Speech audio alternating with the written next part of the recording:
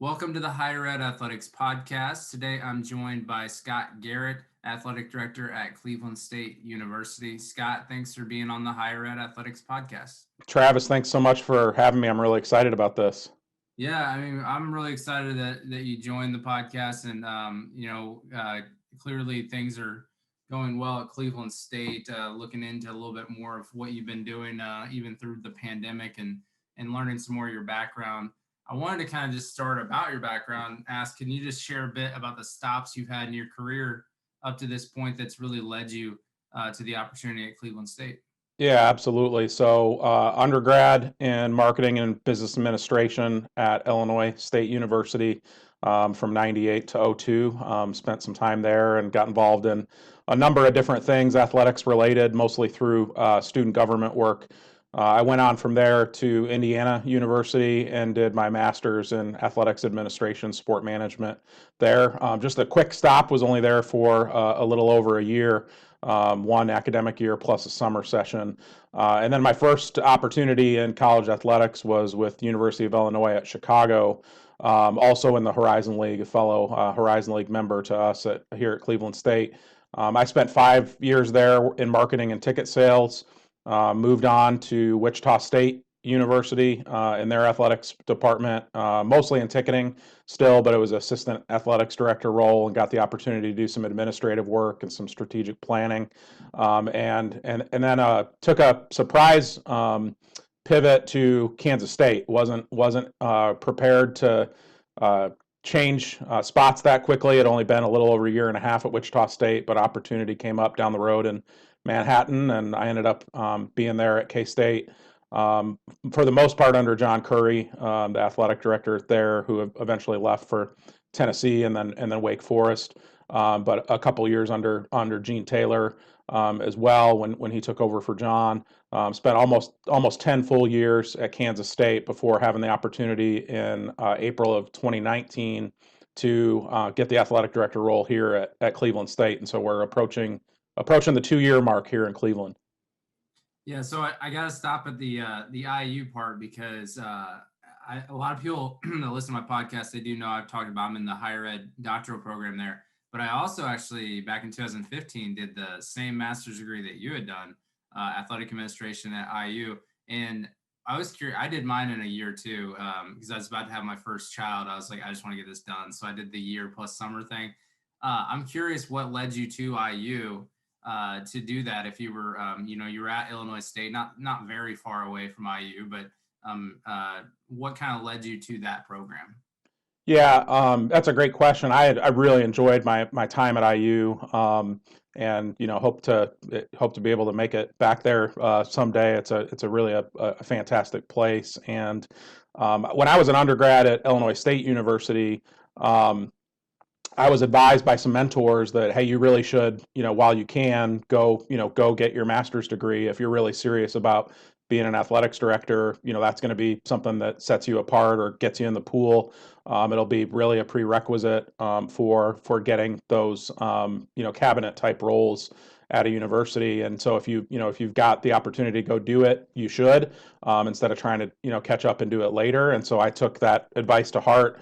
My senior year at Illinois State, applied to a number of sport management programs around the country, one of them being a chance to stay at Illinois State, but ultimately decided that, for me, it was best to get a little bit out of my comfort zone, go away somewhere.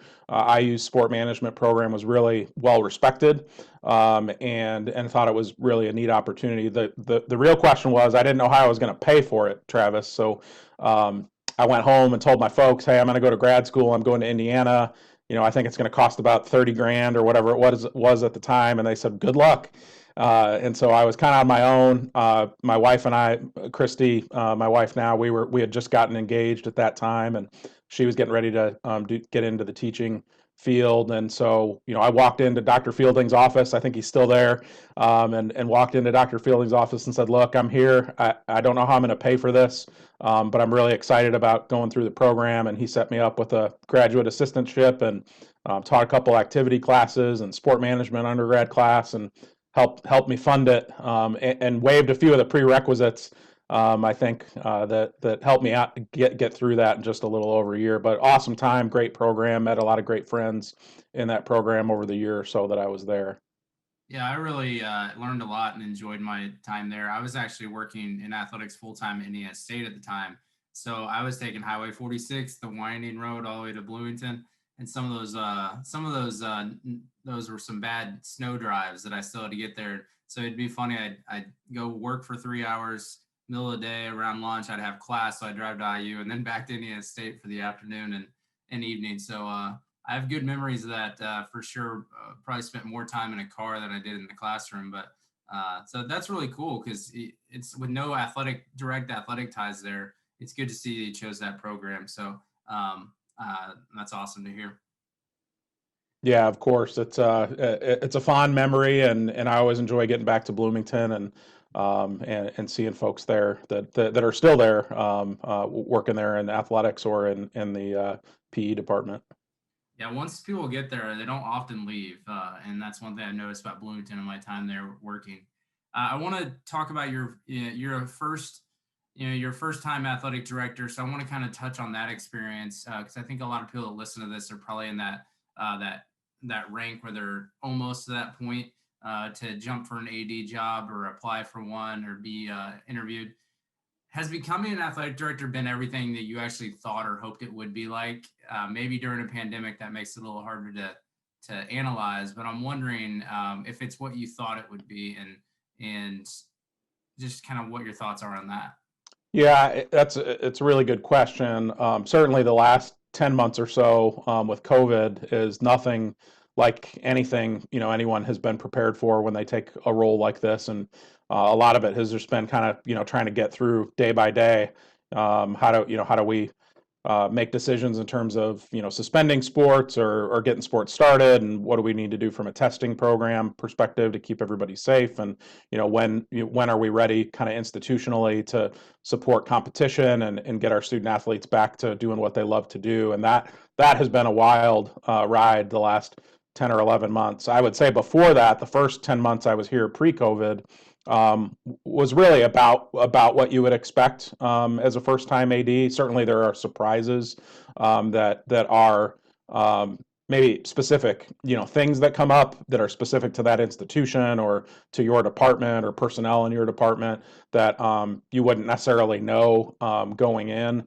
That just they happen in the course of doing your duty as an AD. But I think everything I did in the 15 or 16 years before becoming AD at Cleveland State, the mentors that I had, the opportunity to watch some really great ADs in action, really prepared me for the opportunity.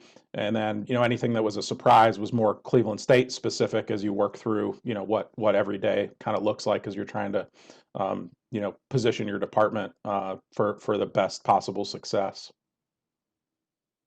Yeah, and there's certainly different pathways and directions that people come up to be an athletic director. I'm wondering, had you always wanted to be a head athletic director, and was there a certain point in your career that you had to decide between I'm happy staying in my senior level revenue generator position at like a Kansas State, or for the rest of your career, or I need to go after these athletic director jobs? Was there a point where you had to make that decision of I'm happy with this, or I'm going to start looking for other Yeah, opportunities? I think there's just generally in athletics, and I'm sure it is like this in many industries, I found it to be the case, especially in athletics. There's kind of crossroads moments throughout your career, and you certainly have sort of a finish line in sight in terms of kind of long-term goals. But there are opportunities where you kind of check yourself, right?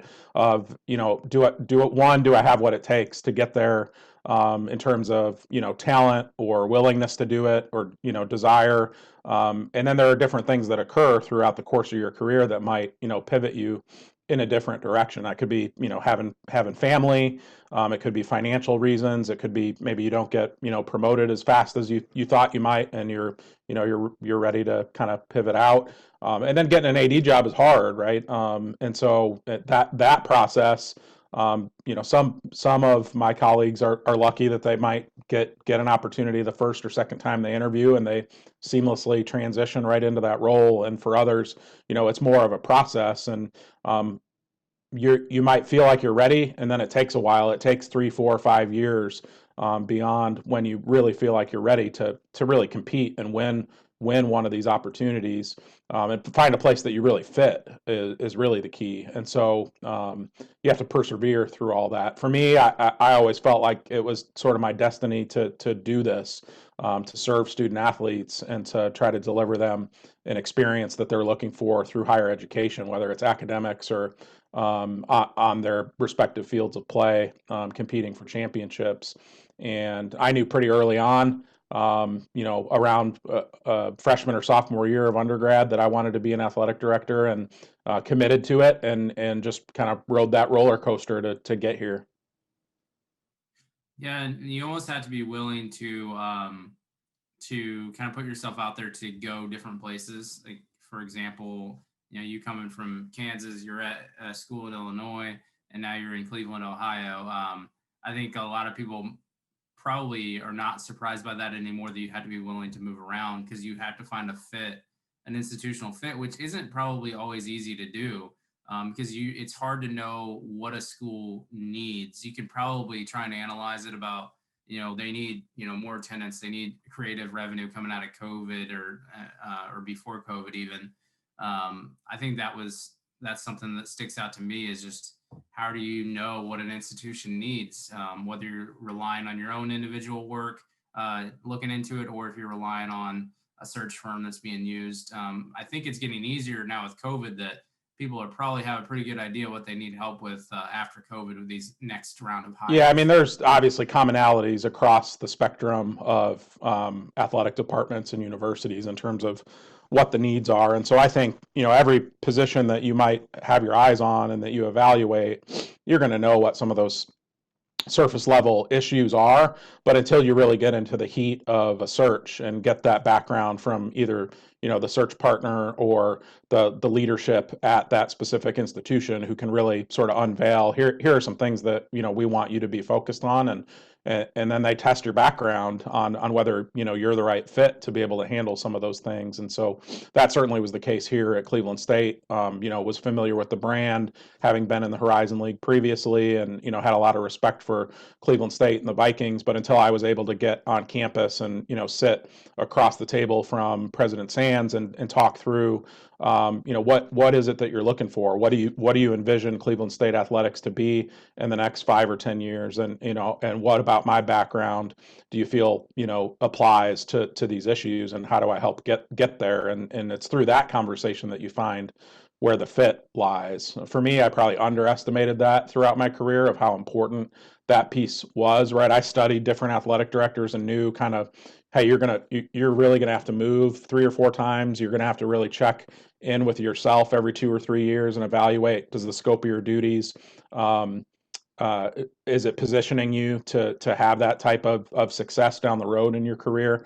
And really didn't necessarily think about, until I started to get into a couple of athletics director interviews, how important that fit piece was, right? It wasn't just about what you'd done over the last 15 or 20 years. It's how do you personally, from a values and background perspective, align with the leadership at that institution and the mission of that institution.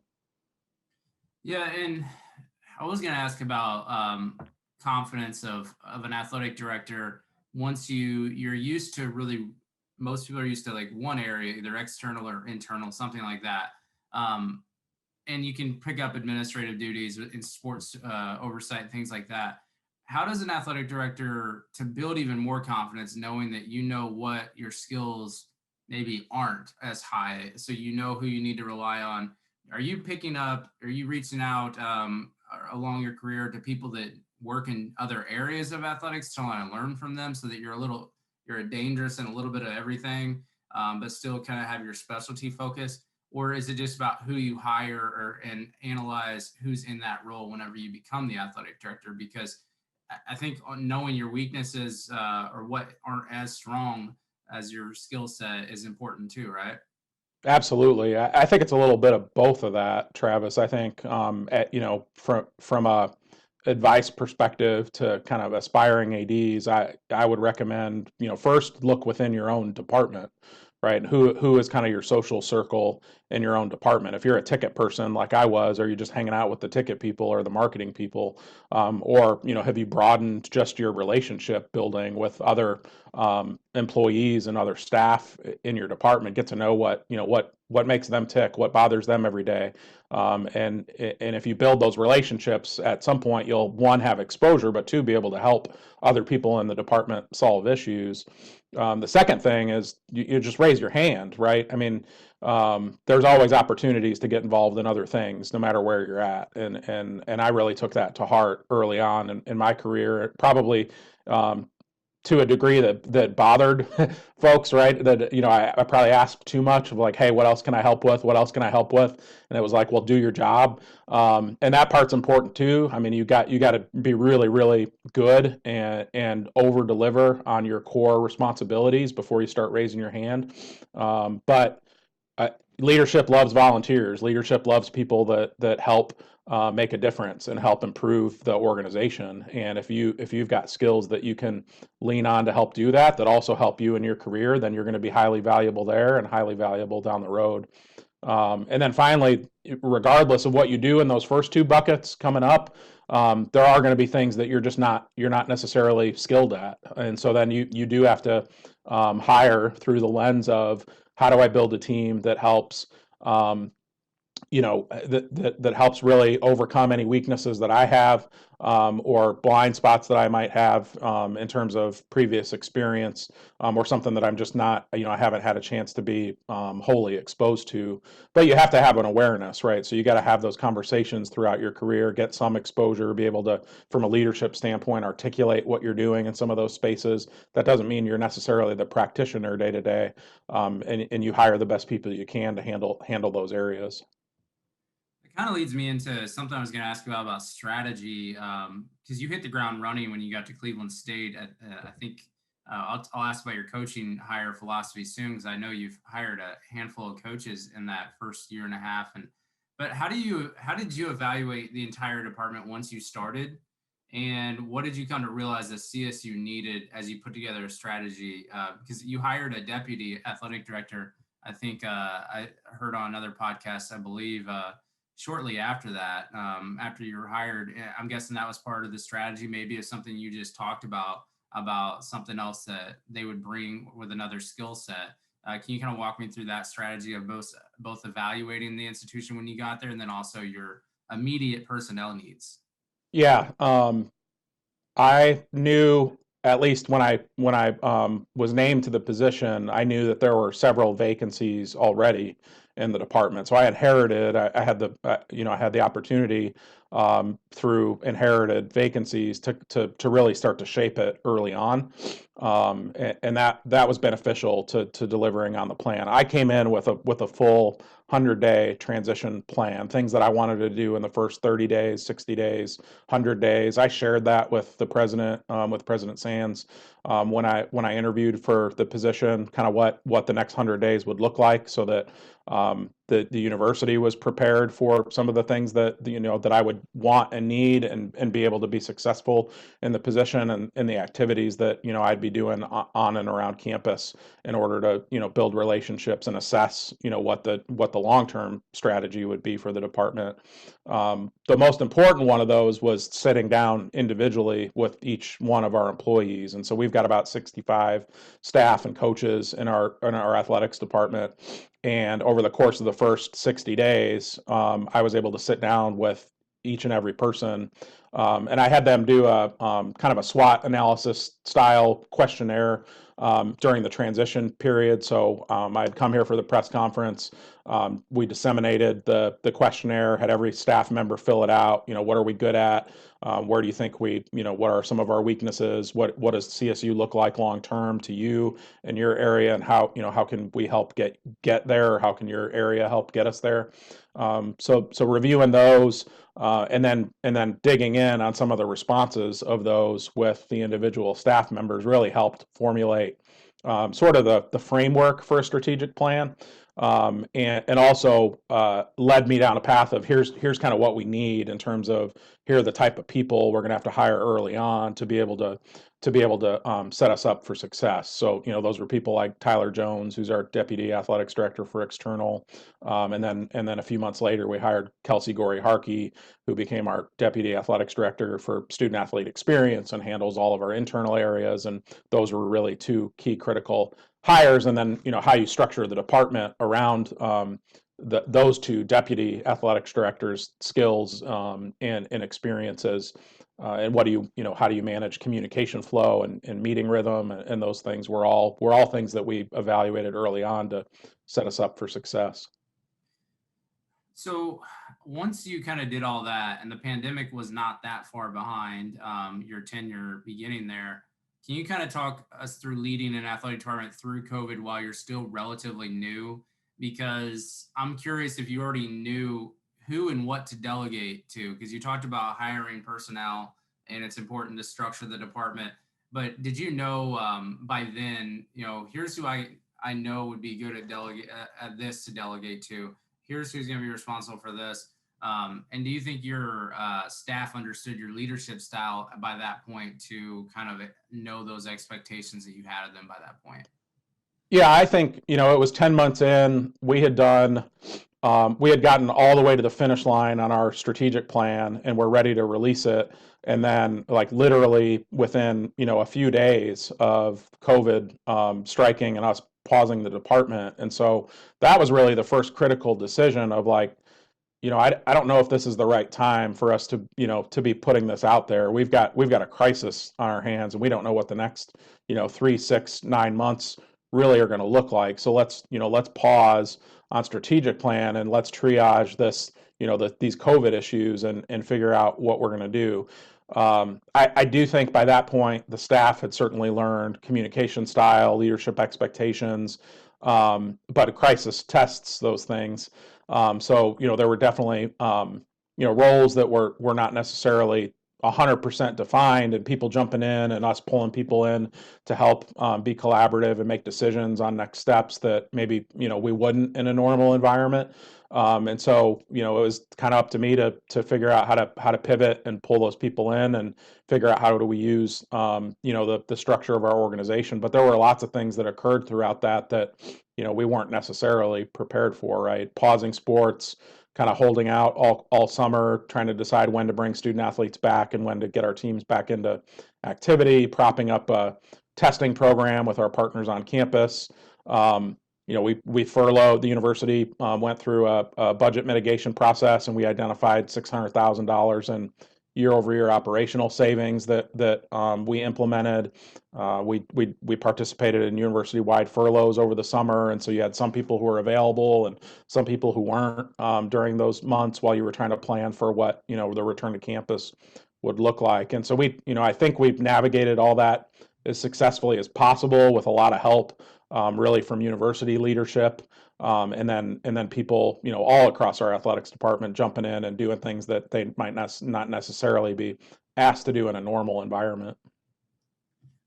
Let's stick with the building relationships with the rest of the university because related to COVID, President Sands, who you've alluded to, he's been there I think since 2018, so hadn't been at Cleveland State that long either. One of his initiatives in the summer I read was CSU 2.0, in which several task forces were created to help reimagine the university's future. And a lot of institutions either have publicly announced this type of stuff or they're obviously planning for what the future looks like after COVID. The Midwest, for example, is going to also experience an enrollment dip because of birth rates.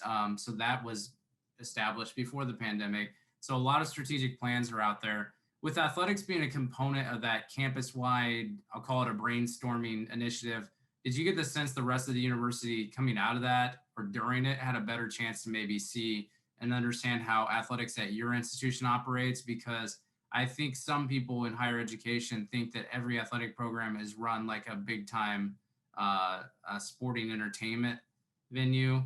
And maybe this kind of opened the curtain for them a little bit to see, kind of how your department operates.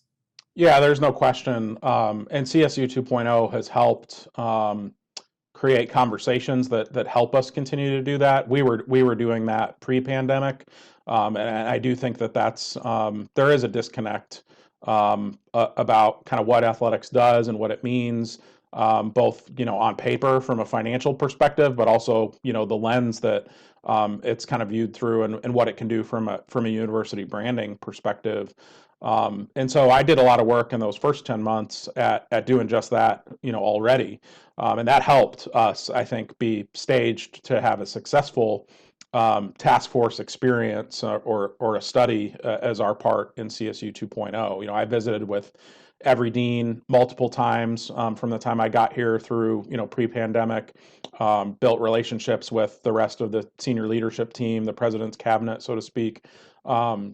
A really the most surprising thing that as I went out kind of on my campus tour and had those conversations, was the assumption that every single one of our 345 student athletes was going to school at Cleveland State for free, which is not the case. We've got 345 or so student athletes in 18 sports, and we distribute 144 scholarship equivalents. And so you start doing the math on what that looks like, and that's a 4 or 5, maybe $6 million enrollment impact of students that are coming to Cleveland State, that are paying their own way, whether that's tuition or room and board, or other expenses on campus. They're filling rooms in our residence halls. They're helping create a traditional college experience. And so I was finding ways to articulate how Cleveland State benefited the university, how we contributed to the mission. That's one of our goals from our athletics department strategic plan, is enhancing the mission of Cleveland State University. And we have lots of ways that we can enhance the engaged learning mission of Cleveland State, and the strategic priorities that existed before the CSU 2.0 process. But all those things certainly helped at least establish a baseline where it made that conversation easier when we started the CSU 2.0 process in July, and formed the athletics task force, and tried to really reach the charge that the president provided in chartering CSU 2.0, which was, what's CSU going to look like over the next 5, 10, 15, 20 years, and what is athletics' role in that vision. With the work that you were doing prior to, or basically when you arrived, that you just talked about, and then also the task force CSU 2.0 initiative, is there any existing or planning of collaborative partnerships on campus between athletics and other academic units at the institution? Because I have a feeling that many athletic departments are going to start kind of having to find creative solutions that provides experiences to student, leverages the knowledge power of the faculty and staff to really have a good collaboration for a common goal. I assume you all have something in the works, or you already do that maybe, or have some ideas on how you do that to be more collaborative together. Yeah, that's one of the things that the task force really honed in on as part of the strategies that are available to the university and to athletics moving forward. There are certainly, very strong relationships with a number of different areas between athletics and different segments of campus. We want to enhance those that already exist, and we want to be able to start ones that maybe don't necessarily have that synergy yet. And so, there are things in the recommendations that have been provided to CSU leadership on what the future of athletics looks like, and that can mean more partnership with our sport management program and the undergraduate and graduate students in that program.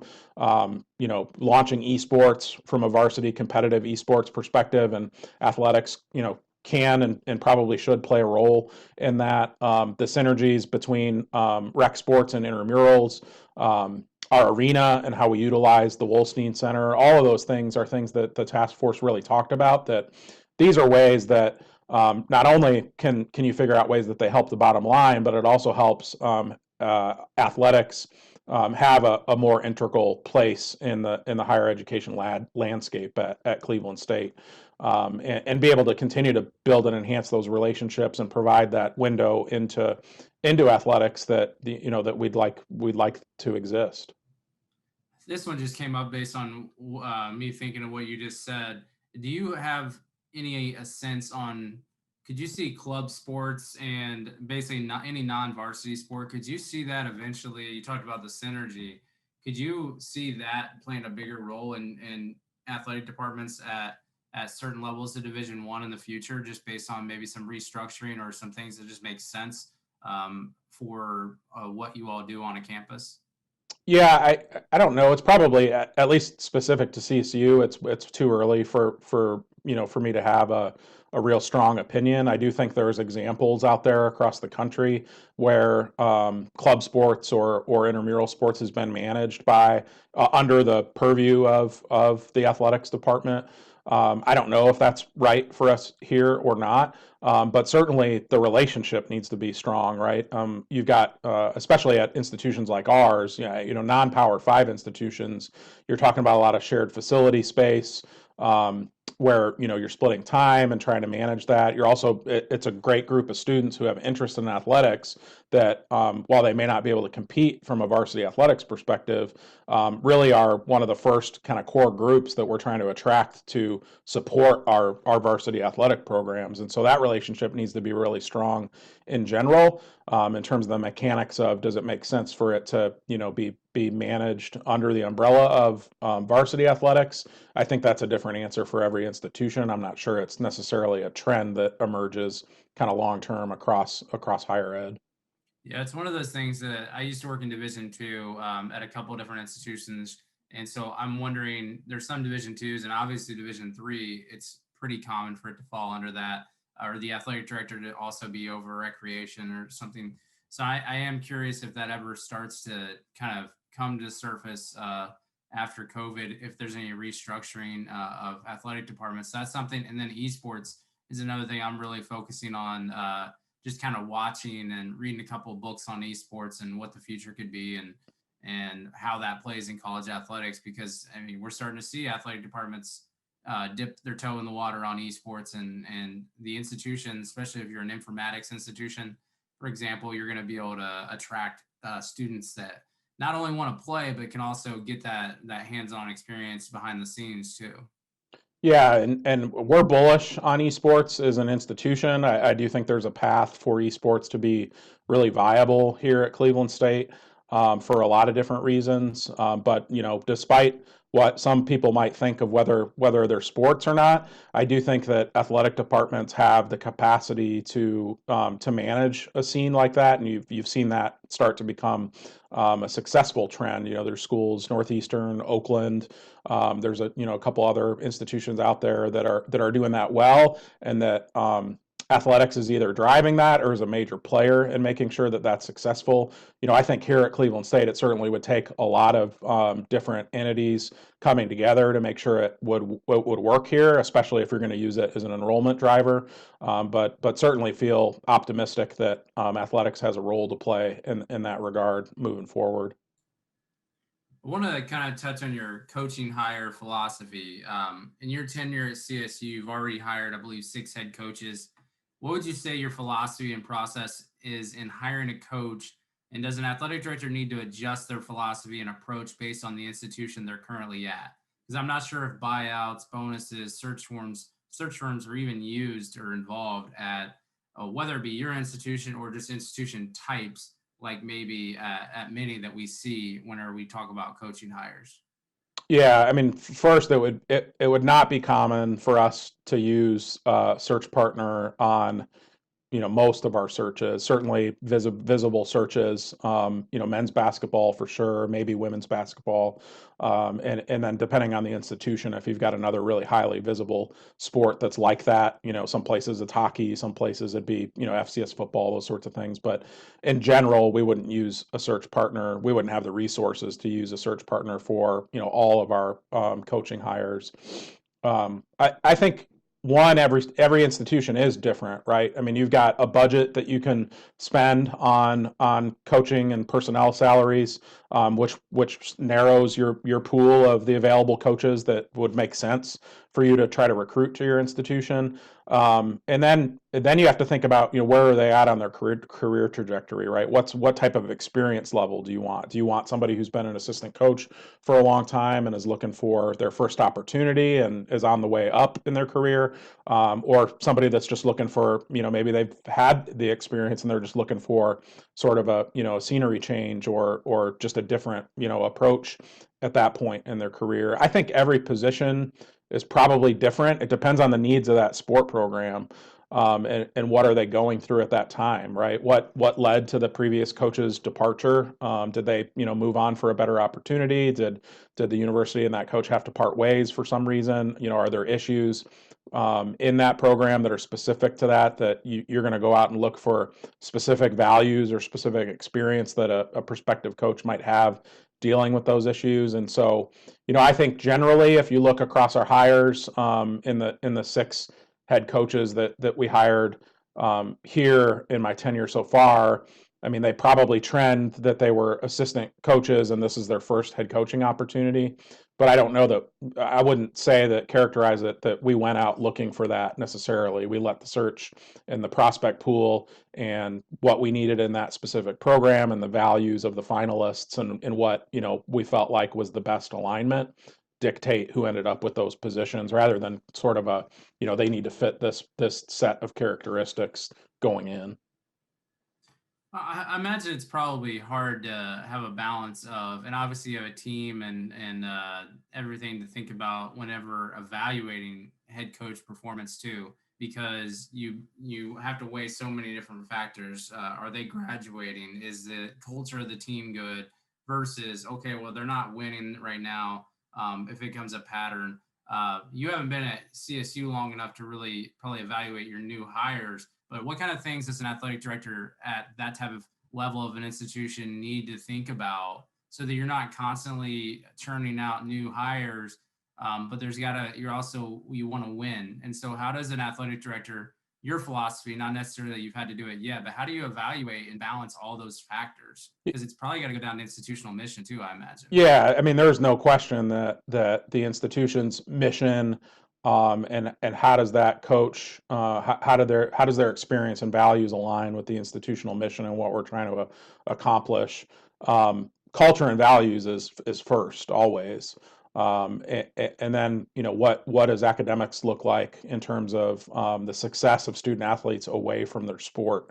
Are they able to manage that sports enterprise, so to speak, in a successful way, that they're recruiting student athletes that have the ability to succeed, that want to succeed in the classroom, that want to make a difference in the community, that want to be at Cleveland State and are proud to be at Cleveland State, and that really model behavior, in terms of social behavior and leadership and those sorts of things. If you get all that stuff right, I'm 99.9% confident that the winning part at this level takes care of itself, right? If you've got a great culture, they're all bought in, they believe in the leadership of the coach and the leadership of the department and the institution, and they're proud to be here. Our coaches have the experience to identify student athletes that have the ability to impact their teams from a competitive perspective. So if you got all the chemistry stuff right and the culture right, the talent, we'll be able to find it for student athletes that can help us win championships. If you're getting all that other stuff right and then you just can't seem to get over the hump from a competitive perspective, then that's a different conversation that we would sit down and have. And there may be a lot of factors in that. The historical success of that specific sport, at CSU in our region.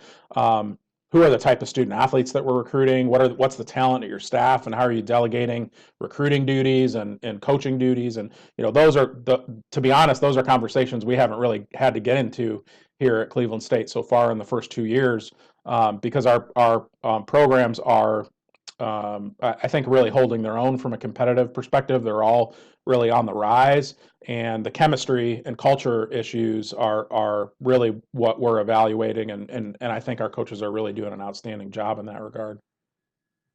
Well, the last thing I want to touch on with you today is kind of going back to previous stops and how they transfer this this position you have now. It's kind of selfish for me because because it's really for me. I always try and pick one question that I'm really curious about. So much of your career prior to Cleveland State has been devoted to revenue generation, fan experience, and ticketing.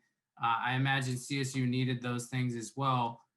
You spent a lot of your time at Kansas State. Obviously, you had a background at other schools in both the Horizon and the Valley that you touched on. I used to work at Indiana State in the Valley. Now I work at a Big Ten institution. So I'm curious how transferable your approach can be from a Kansas State to a Cleveland State in those areas. Is it the same approach, just different volume and opportunity, knowing your resources, what you can realistically do? Maybe you just had to separate how far away your projects are. Because I constantly find myself asking how something we do at my institution, how I would do something at IU, could it be done and considered operational at an IUPUI, for example, that's also Horizon, that's in an IU system. So even with that, how does something transfer over when you're putting together a vision?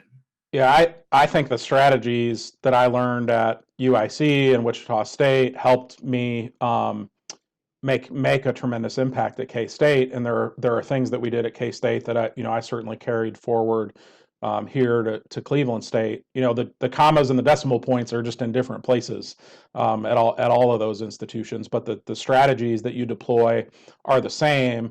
And I think you hit it on the head. The volume of your strategy, right? How much can you do? That I've throughout my career really leaned on grassroots customer service, relationship based strategies versus spending as much money as you can from an advertising and branding perspective. Being prepared to capitalize on winning teams, right? We've got a men's basketball team that won a school record 9 straight league games to start league play this year. And so things that I learned over the last 15, 16, 17 years, we were able to deploy with our staff of how do you capitalize on this momentum? How do you seize the moment and make sure that you use this to make an impact on the institution, both from a visibility and a branding perspective, but also from a revenue generation perspective. And I think all of those things that that I picked up along the way that we've been able to collaborate and share here with our staff and the backgrounds of all the staff that are implementing those here, right? It goes back to one of the first things we visited about is who are you hiring, and do they come from that same theory, right? Have they been at places that just had an unbelievable amount of resources and they could just throw money at problems, or did they have to really roll up their sleeves and try to figure out a way to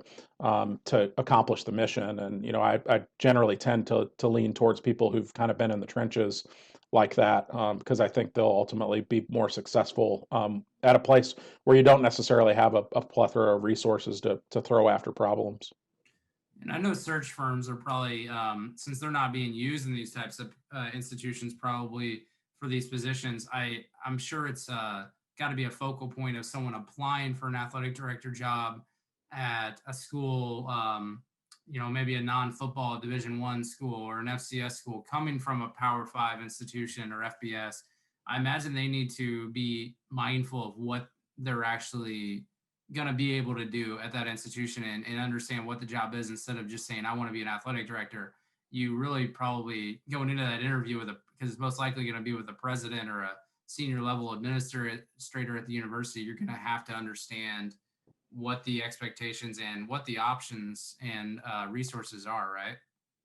Yeah, absolutely. And the question in those situations is never why do you want to be an athletics director? It's why do you want to be the athletics director at whatever that institution was. And so, I did have to put in a lot of thought ahead of the interview process here, and like others, would do preparing for whatever they're looking at in their careers, that you really have to do not just surface level research. You can't, it's great to know the enrollment and the annual budget and how many sports and those sorts of things, but really, trying to get a really good understanding of what the needs are and how do you fit those needs, and are you going to be excited about it to make that your home for the next however long it ends up being, that you can be there and be happy and be successful and really deliver on the expectations of the institution.